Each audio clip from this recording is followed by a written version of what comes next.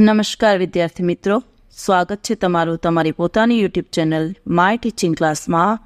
આજે આપણે ભણીશું ધોરણ 7 સામાજિક વિજ્ઞાનમાં સેમ 2માં ઇતિહાસમાં પાઠ 5 આદિવાસી અનુસૂચિત જનજાતિઓ।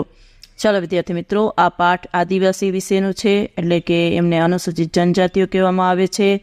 એમના વિશેની માહિતી તમે આ પાઠમાં સમજ્યા હશો। આજે આપણે સ્વાધ્યાય પોથી પૂરીએ, મારી સાથે પૂરતા જાઓ, સરસ અક્ષરે લખતા જાઓ, એ તમને બધાને શુભેચ્છા।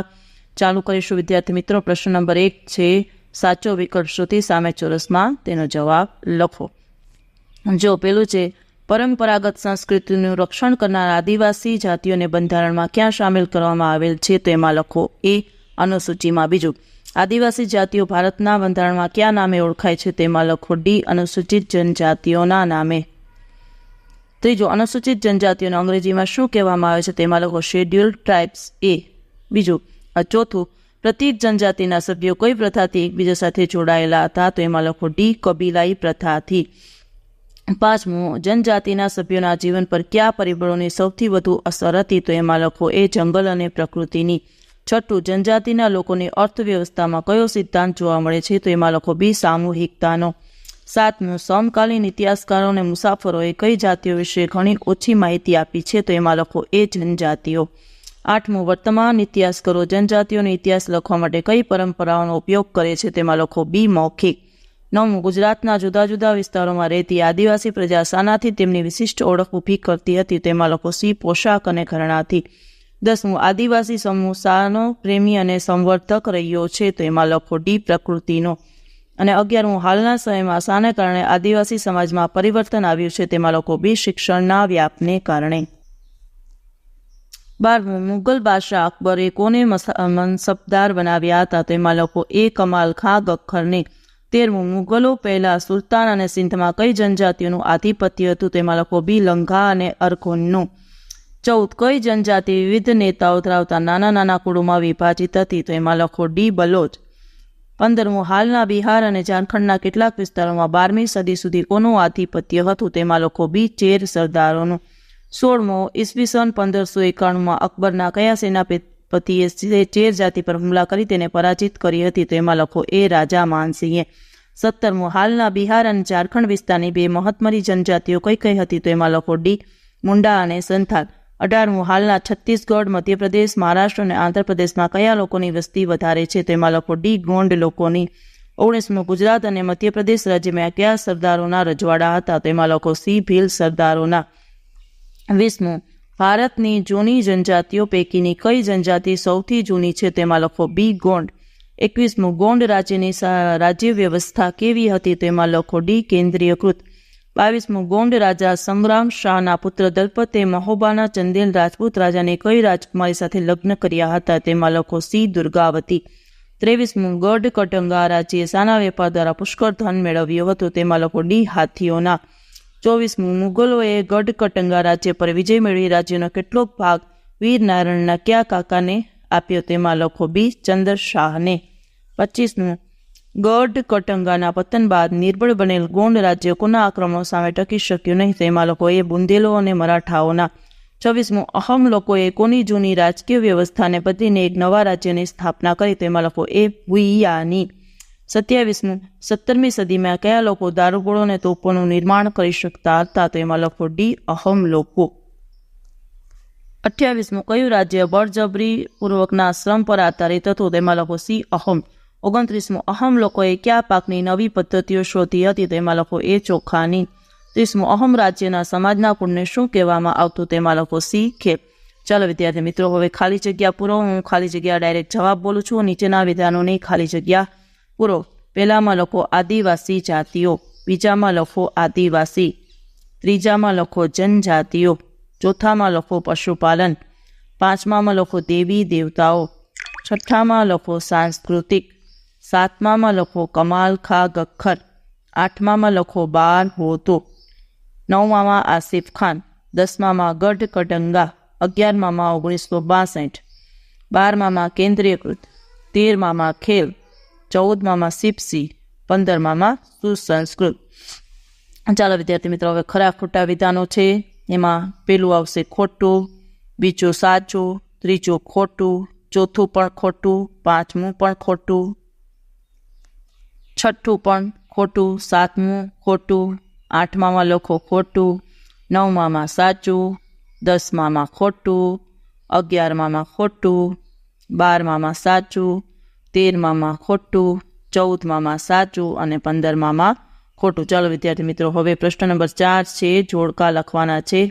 લખો બંધ બેસતા જોડકા. જો વિભાગ અ અને બ આપેલ છે, એમાં પહેલાના સામે ચોથું, બીજાના સામે પાંચમું, ત્રીજાના સામે પહેલું અને ચોથાના સામે બીજું. હવે બીજા જોડકા જોઈએ. એમાં પહેલાના સામે ત્રીજું, બીજાના સામે ચોથું, ત્રીજાના સામે પાંચમું અને ચોથાના સામે બીજું. જો પછીનો જુઓ, ત્રીજા જોડકામાં પહેલાના સામે આવશે પાંચમું, ગડ્ડી ગડરિયો. બીજાના સામે આવશે ચોથું, બલોચ. ત્રીજાના સામે આવશે બીજું, મારવાડ. ચોથાના સામે આવશે પેલું, અહમ. ચલો વિદ્યાર્થી મિત્રો, હવે એક બે વાક્યમાં સવાલ જવાબ લખીએ. પહેલો પ્રશ્ન છે, આદિવાસી જનજાતિઓને કયા નામે ઓળખવામાં આવે છે? તો લખો, આદિવાસી જનજાતિઓને અનુસૂચિત જનજાતિઓના નામે ઓળખવામાં આવે છે. બીજું, આદિવાસી શબ્દનો શું અર્થ થાય છે? એમાં લખો, આદિ એટલે જૂના સમયથી, વાસી એટલે વસવાટ કરનાર. આમ આદિવાસી એટલે જૂના સમયથી વસવાટ કરનાર. ત્રીજું, જનજાતિઓના જીવન પર સૌથી વધુ અસર કરતા પરિબળો કયા હતા? તો લખો, જનજાતિઓના જીવન પર જંગલ અને પ્રકૃતિ સૌથી વધુ અસર કરતા પરિબળો હતા. ચોથું, જનજાતિઓ ક્યાં નિવાસ કરતી હતી? તો લખો, જનજાતિઓ સામાન્ય રીતે જંગલો, પહાડો, રણ અને દુર્ગમ સ્થળોએ નિવાસ કરતી હતી. પાંચમું, વર્તમાન ઇતિહાસકારો જનજાતિઓનો ઇતિહાસ લખવા માટે શાનો ઉપયોગ કરે છે? તો લખો, વર્તમાન ઇતિહાસકારો જનજાતિઓનો ઇતિહાસ લખવા માટે મૌખિક પરંપરાનો ઉપયોગ કરે છે. છઠ્ઠું, આદિવાસી સમુદાયના લોકો તેમના વિશિષ્ટ ઉત્સવો વખતે કેવો પોશાક પહેરે છે? જવાબ લખો, આદિવાસી સમુદાયના લોકો તેમના વિશિષ્ટ ઉત્સવો વખતે તેમનો પરંપરાગત પોશાક પહેરે છે. સાતમું, આદિવાસી સમૂહની મોટી ઓળખ ક્યાં જોવા મળે છે? તો લખો, આદિવાસી સમૂહની મોટી ઓળખ તેમની વિશિષ્ટ પરંપરાઓ, બોલીઓ અને ઉત્સવોમાં જોવા મળે છે. આઠમું, આદિવાસી સમૂહ કોના પર શ્રદ્ધા ધરાવે છે? તે માટે તેઓ શું કરે છે? તો લખો, આદિવાસી સમૂહ પ્રકૃતિના તત્વો અને દેવી દેવતાઓ પર શ્રદ્ધા ધરાવે છે. તેઓ તેમને પ્રસન્ન કરવા વિધિ વિધાનો કરે છે. નવમું, આદિવાસી સમાજમાં કયા કારણે પરિવર્તન આવ્યું છે? એ પરિવર્તન ક્યાં જોવા મળે છે? તો લખો, સરકારની વિવિધ યોજનાઓ, શિક્ષણનો વ્યાપ, તકનીકી વિકાસ વગેરેને કારણે આદિવાસી સમાજમાં પરિવર્તન આવ્યું છે. પરિવર્તન એમના ઝૂંપડાના સ્થાને પાકા મકાનો, શિક્ષણની સુવિધાઓ, પહેરવેશ, સામાજિક ચેતના વગેરેમાં જોવા મળે છે. 10મું, 13મી અને 14મી સદી દરમિયાન પંજાબમાં મુખ્યત્વે કઈ કઈ જનજાતિઓ રહેતી હતી? ખોખર અને ગખર. 11મું, ભારતના ઉત્તર પૂર્વ વિસ્તારમાં કઈ કઈ જનજાતિઓનું પ્રભુત્વ હતું? તો લખો, નાગા, ફૂકી, મિઝો, અહમ અને અન્ય જનજાતિઓ.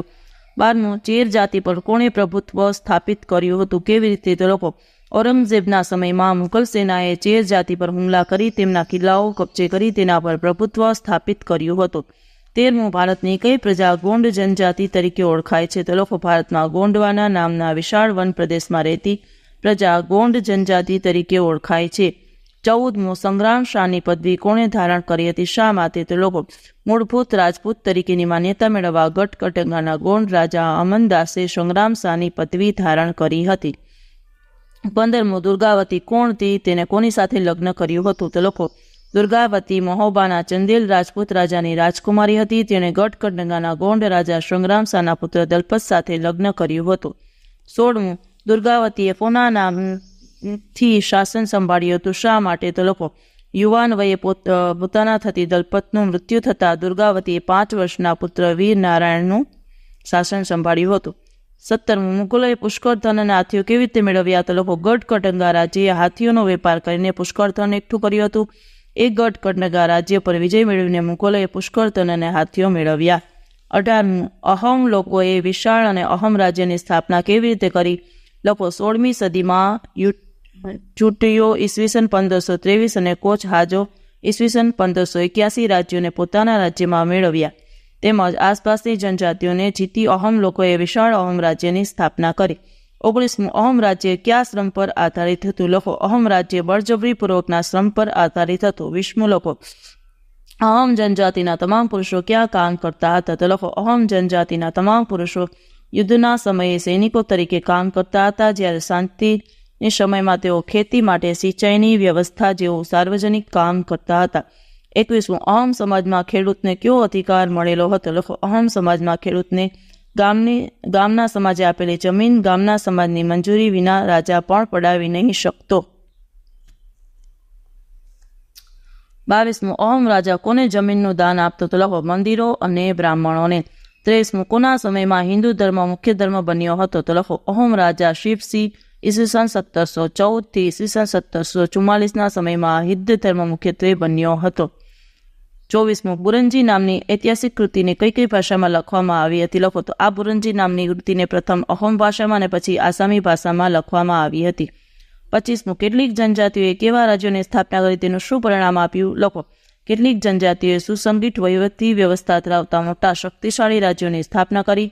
પરિણામે તેઓને તેમનાથી મોટા સામ્રાજ્ય સાથે સંઘર્ષ થયો. ચાલો વિદ્યાર્થી મિત્રો, પ્રશ્ન નંબર 6 ટૂંકમાં ઉત્તર લખો. પહેલું, આદિવાસી સમુદાયનું જીવન કઈ બાબતો પર નિર્ભર હતું? તો લખો.